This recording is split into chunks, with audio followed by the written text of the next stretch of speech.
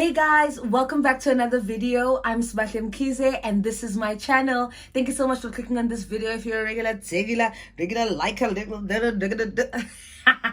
regular sharer, regular everything, thank you so much.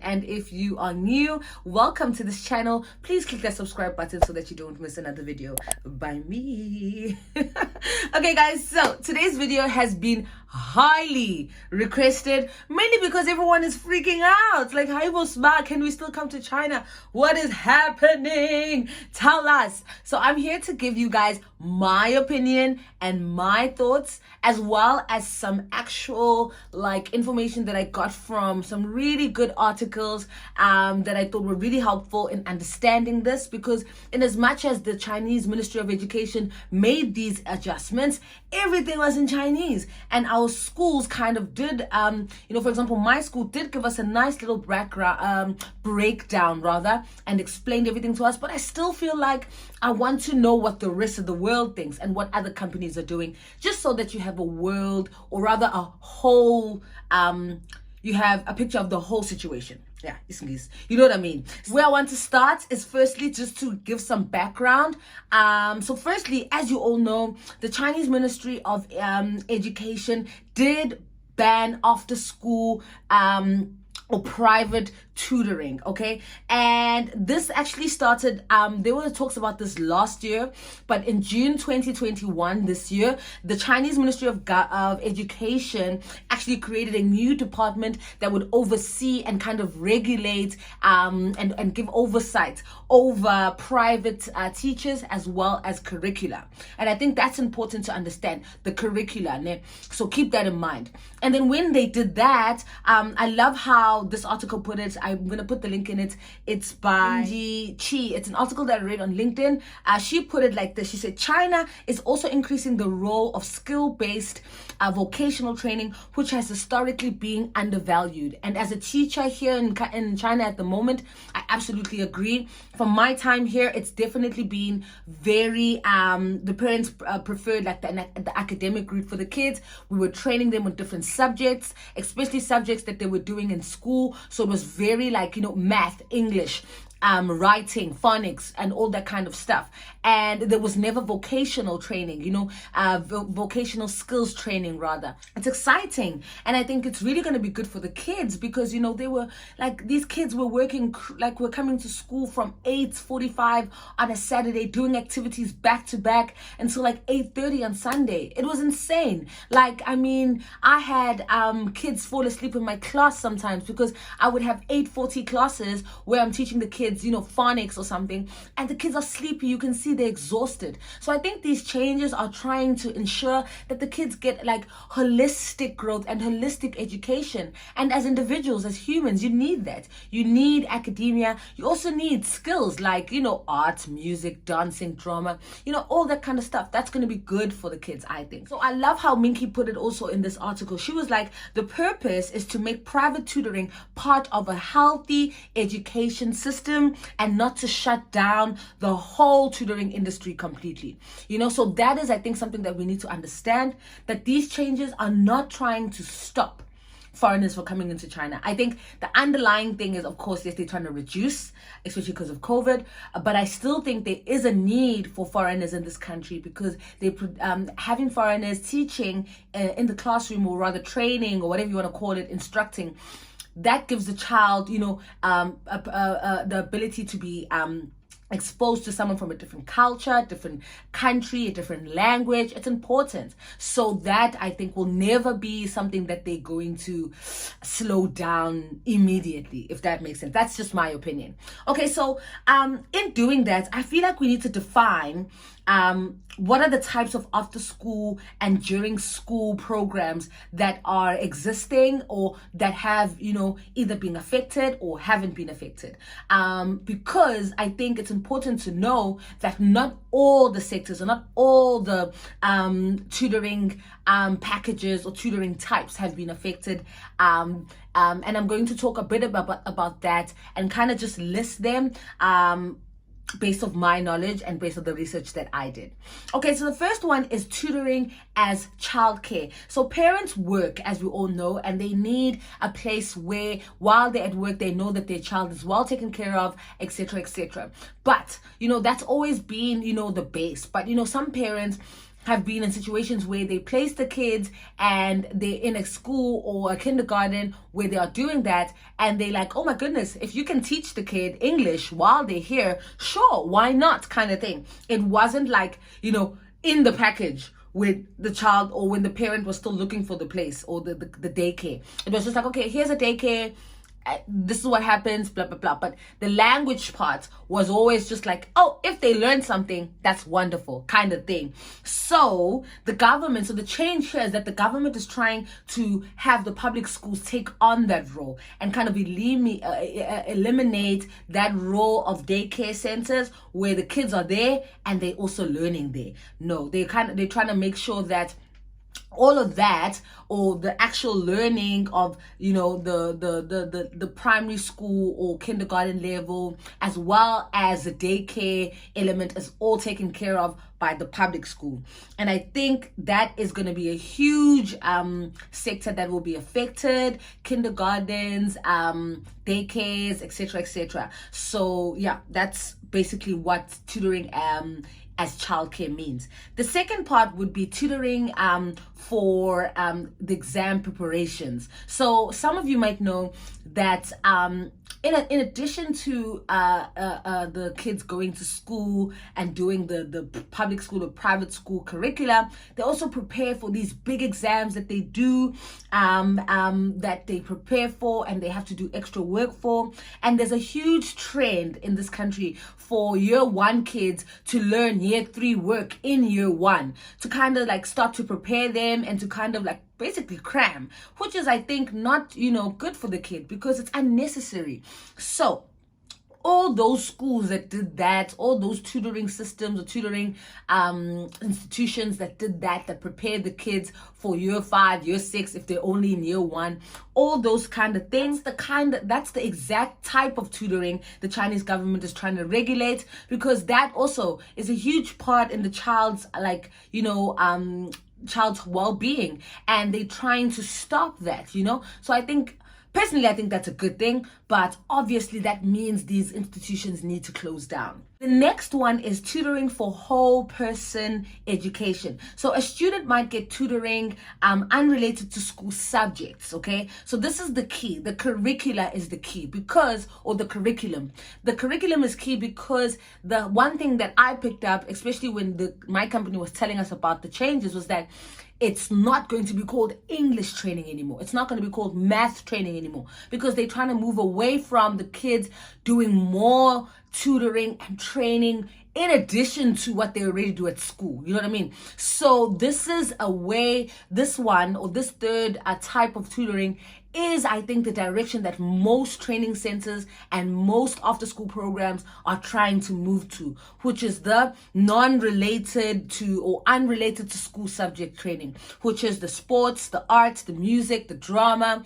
And there hasn't been any official policy that bans this kind of learning. So I think it's like with my company, I was definitely very I was asking them, is there anything, is this wrong, is this right? And they showed us proof that this is still allowed. So that is where we are moving as First Leap.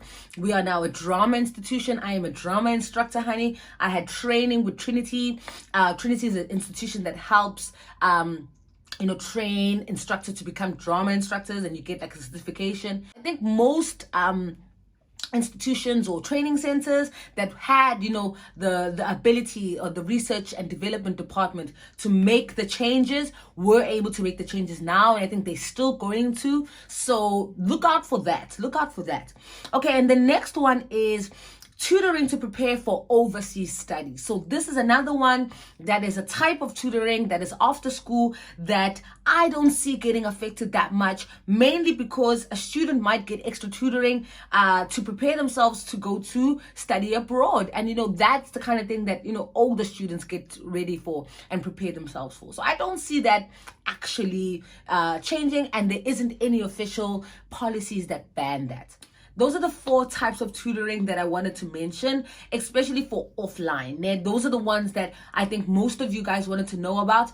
Online is pretty clear. It's all over the news that if you are outside of China, you cannot teach online to kids here in China. There's also some time regulations as well that have changed. So online teaching, I highly recommend actually looking at other countries. China is not the only country that needs teachers online. There's Dubai, in the UAE. There's so many countries, and I did do a video about institutions and companies that look for online teachers. So check that video out if you haven't already. Okay, so now let's talk about the action steps. Action step number 1 is don't panic. Guys, I'm not for one. I don't believe in panicking. I don't believe in stressing. I don't believe in thinking, trying to think and control. And, I just think be present in the now and gain as much knowledge as you can about what's happening now. And definitely keep your hand on the pulse, or keep your hand, keep yourself updated on information, but don't panic. The second one I would advise is that schools that are advertising things like training centers, English training, English, right? Like anything like English teachers, stay away from those. Okay, do not even apply. Those are wrong. They should not be doing that. That's not allowed. Okay, schools that are are advertising things like child minding and all of that kind of thing, I think right now there's too much information, too many bans around that. So I would say stay away and don't apply to those kind of schools at the moment. The next thing I would say is schools that tutor school curriculum to children. So like, the ones that are saying math tutoring, physics tutoring, bio, like all of that, stay away from those as well.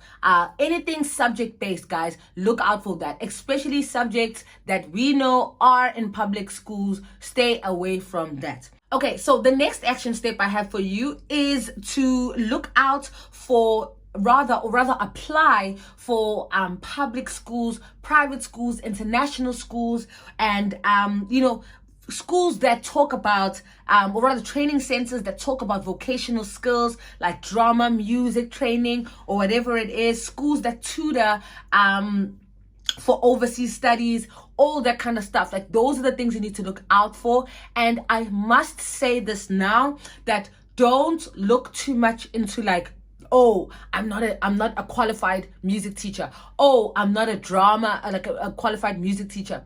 In this country, guys, one thing I've realized is that, if someone is not equipped, they will make sure that they give you the skills. If they love your personality, they love your work ethic, they love the way you present yourself in the interview, they will make sure that they equip you with the skills, because this is a booming business. And I don't think that they're just gonna be like cut it off. I think it's an important business in the industry in China, and I think that they will make sure that their employees are well equipped with the skills to make sure that their product is top tier.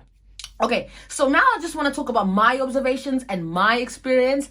I think a lot of you guys were asking me, oh, Sbahle, what's happening with your company, etc., etc. So my company now is no longer called First Leap English. It's called First Leap Drama, and check them out. This is their website. I'm going to link all their stuff in their bio, but it's made a huge transition, and it shocked me, bruh, how fast it was. Like everything was so smooth in terms of like, okay, here's the new pictures. Here are the new pictures, rather. Here are the new, here are the new products. Here's the new curriculum. This is this. This is that. Like, I cannot say enough how impressed I was with how quickly they were able to transition over. I think also, obviously, there's going to be a lot of like preparations and speaking to parents. So based off that, I've seen a lot of Chinese teachers had to actually be let go because there will be less classes now, because obviously some parents are going to be like, what is this? I get kind of thing. But nah, obviously they are very uncertain. So it's important to know that transitions do take time. It's not going to be overnight. Everything is perfect. There will be some classes lost. There will be some parents leaving. There will be some kids being taken out of the program. And obviously there will be so many, like, so much frustration and so many people who leave the company. And I think I've seen that, and I've seen that with other people in other schools. And I've been feeling really grateful that my company has had their ducks in a row. So parents are uncertain. People need to be, or rather the Chinese teachers at work are talking to them, explaining to them, telling them about the new curriculum. There's also been a lot of training. Guys, when I say a lot of training, like I have training 2-3 times a week where I'm learning this new curriculum, and it's a completely different style of teaching from what we used to do. So it's a whole new ball game. I'm excited for the change. I'm excited for something new, but it also just feels really overwhelming. I'm not gonna lie. Also, it's been really interesting to see how the drama curriculum itself is so different from what I would envision as a drama curriculum in South Africa. So I'm actually gonna keep doing some research and understanding the thought processes and why and how kind of thing. So if you guys are interested in that kind of stuff as well, let me know. Maybe I can do a live with someone that I work with, someone that's in my research department, or someone that can give us a little bit more information and understanding about these changes. Okay guys, so then the last thing I wanted to say was that really keep your research, keep doing your research, keep reading articles, keep being in the loop, but don't panic. This is not the end, I believe. Even if it's the end in the next 10-15 years, sure, but there's so many other countries around the world that require teachers, that need English teachers, native speakers like us South Africans, like the Americans, like so many other countries, the UK. So I think definitely now more than ever, don't have all your eggs in one basket. Do some research about other countries. I'm going to link my video that I did about the companies that hire teachers, institutions, recruitment agencies all over the world. And do that, guys. And definitely keep your hand on the pulse about everything that's happening.